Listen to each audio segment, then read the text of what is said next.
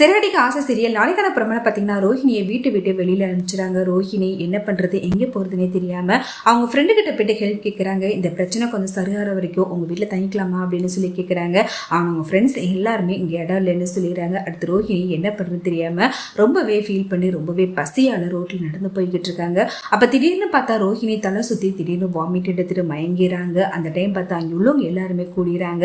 அடுத்து ரோஹிணி அங்கே உள்ள லேடியை செக் பண்ணுறாங்க. இந்த பொண்ணு ப்ரெக்னெண்ட்டாக இருக்குது அப்படின்னு சொல்லிடுறாங்க. இது எல்லாத்தையுமே அந்த பக்கமா வந்து அண்ணாமலை கேட்டுட்டு பயங்கரமா ஷாக்கா ஆறாங்க.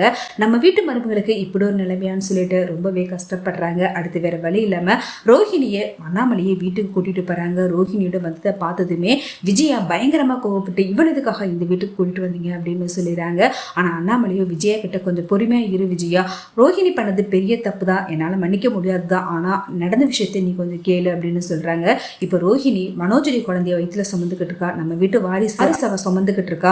நடு ரோட்ல மயக்கம் போட்டு அனாத மாதிரி கடந்தா, அதனாலதான் மனசு கேட்காம அவளை இங்க கூட்டிட்டு வந்த அப்படின்னு சொல்றாங்க. இந்த விஷயத்தை கேட்டதுமே விஜயாவும் மனோஜும் பயங்கரமா ஷாக் ஆகி என்னால இதை ஒத்துக்கவே முடியாது, முதல்ல அவளை இந்த வீட்டை விட்டு வெளில அனுப்புங்க அப்படின்னு சொல்றாங்க. ஆனா அண்ணாமலையோ 1000 தான் இருந்தாலும் அவள் தப்பே பண்ணியிருந்தா கூட உன்னுடைய குழந்தை அவள் வயிற்றுல வளருது, நீ அவ்வளவு சீக்கிரம் அவள் விட்டு போக முடியாதுடா அப்படின்னு சொல்றாங்க. இதை கேட்டதுமே மனோஜ் பயங்கரமா டென்ஷன் ஆறாங்க. விஜயா மீனா பார்த்து பயங்கரமா கோவப்படுறாங்க. பிரச்சனைக்கு காரணமே இந்த மீனா தான், இவதான் என் பையனுடைய வாழ்க்கையை கெடுத்துட்டா. இந்த விஷயத்த மட்டும் அவள் அன்னைக்கே வந்து உண்மையை சொல்லியிருந்தானா இவள் நான் அன்னைக்கே அந்த வீட்டை விட்டு வெளியே அனுப்பிச்சிருப்பேன், இன்னைக்கு இவ்வளோ தூரம் வந்து நின்றுருக்காதுன்னு சொல்லிட்டு விஜயா பயங்கரமா கோவப்படுறாங்க. அண்ணாமலை கிட்ட நீங்க என்னதான் சொன்னாலும் இவன் இந்த வீட்டில் இருந்தா நானும் என் பையனும் இந்த வீட்டில் இருக்க மாட்டோம், நாங்க இப்பவே இந்த வீட்டை விட்டு வெளில போறோம் அப்படின்னு சொல்றாங்க.